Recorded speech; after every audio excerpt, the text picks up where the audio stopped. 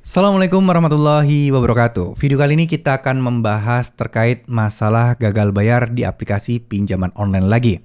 Oke, solusinya apa sih agar masalah utang kita itu biar bisa segera beres? Dan apa sih yang membuat kita agar kita tidak takut gitu ya teman-teman terkait dengan tidak bisanya kita atau gagal bayarnya kita di aplikasi pinjol ya. Jadi sebenarnya teman-teman itu tidak perlu khawatir karena OJK atau pemerintah itu menjamin keselamatan kita, menjamin dan memberikan perlindungan penuh kepada kita meskipun kita gagal bayar atau telat bayar di aplikasi pinjaman online. Oke, banyak yang berasumsi secara nggak langsung di bawah alam bawah sadar mereka berpikir mereka ini salah, mereka ini memakai uang orang, memakai uang pinjol, tapi mereka tidak bisa balikin gitu ya. Sebagian besar orang akan berpikir seperti itu. Tapi ada satu hal yang penting. Semua skema untuk masalah peminjaman online, pendanaan dan lain sebagainya, itu semua sudah diatur oleh pemerintah. Di mana ini ranah-ranah hukumnya pun sudah dikelompok-kelompokkan. Artinya teman-teman yang galbay itu bukan teman-teman sebagai seorang kriminal, enggak.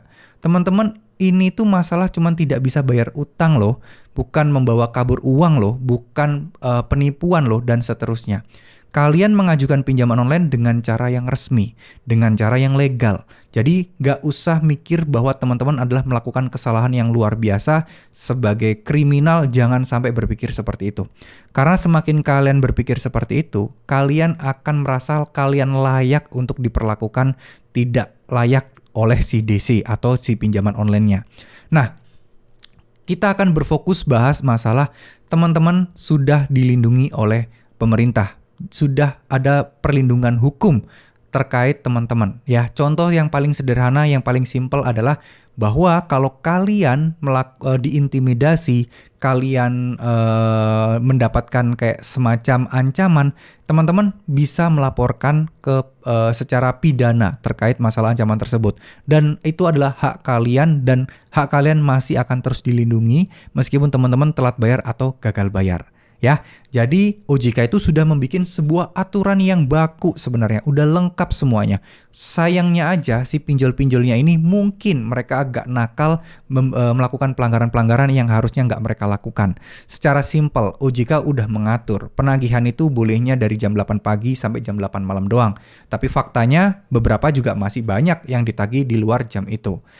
Ada yang ditagih di kantornya, di mall, di tempat umum. Itu sebenarnya OJK sudah melindungi di situ bahwa penagihan harus dilakukan ke alamat domisili atau alamat sesuai dengan KTP. Selain itu, harus ada kesepakatan antara kedua belah pihak baru si DC pinjol boleh tuh menagih di tempat umum. Kalau enggak ya enggak boleh. Intinya tidak boleh mempermalukan, tidak boleh menyebarkan data, dan bahkan sudah terbit sekarang Undang-Undang Perlindungan Data Pribadi yang dicantumkan oleh pemerintah. Dan ini sebenarnya juga dipicu oleh banyaknya nasabah galbay pinjol yang datanya kesebar dan dimanfaatkan untuk penipuan. Nah, di akhir tahun 2022 kemarin muncullah undang-undang baru yang sudah diresmikan oleh DPR terkait perlindungan data-data pribadi, dan itu pidana ya, pidana keras hukumannya, jadi nggak main-main. Nah, ini adalah salah satu bentuk perlindungan pemerintah atau nasabah galbay itu sudah mendapatkan porsi-porsi hukumnya. Sanksinya lo sudah ada, bahwa kalian kalau tidak bisa bayar ya akan masuk ke slik OJK, akan di blacklist BI checking dan tidak bisa meminjam di tempat manapun lagi. Itu sanksi sudah konkret dan juga sudah jelas. Ya, nggak ada tuh sanksinya kalian bakal dapat ancaman, data kalian bakal disebar, sanksinya kalian bakal mendapatkan perlakuan kekerasan, nggak ada di OJK. Justru di OJK diatur bahwa dalam proses penagihannya tidak boleh ada yang kekerasan secara fisik maupun verbal. Tidak boleh ada yang merendahkan harkat dan martabat masyarakat yang gagal bayar. Jelas, secara aturan peraturan itu kita sudah condong diunggulkan atau kita sudah benar-benar dilindungi. Ya, nah. Sekarang, kalau misalnya seperti ini dan masih banyak pinjol-pinjol yang melanggar, itu bagaimana? Yaitu adalah pelanggaran personal atau individu dari pinjol tersebut. Sehingga kita tidak boleh takut. Kalau ada orang yang melakukan pelanggaran terhadap diri kita, meskipun posisi kita sedang gagal bayar, tidak perlu takut akan hal itu teman-teman. Ya, jadi sudah sah nih, hukumnya ada, nomor peraturan perundangannya juga ada. Jangan takut masalah hal seperti ini. Kalau kalian laporkan, laporkan. Kadang permasalahan terbesar adalah kadang kita itu merasa dizolimi oleh mereka, tapi kita diam aja karena kita merasa ya kita salah juga, kita tidak bisa bayar. Jangan seperti itu.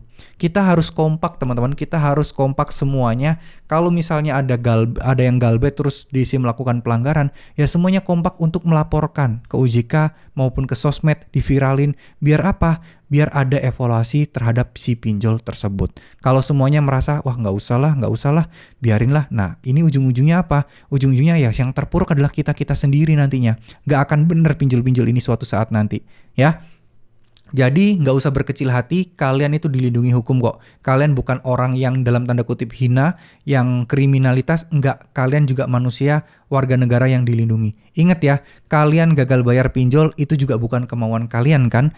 Kalian memang masih belum ada uangnya dan masih proses untuk mengusahakannya. Siapa sih di dunia ini yang mau niat minjem dan gak bayar? Gak ada. Semuanya pasti pengen bayar, tapi ya memang keadaan perekonomian yang belum memungkinkan.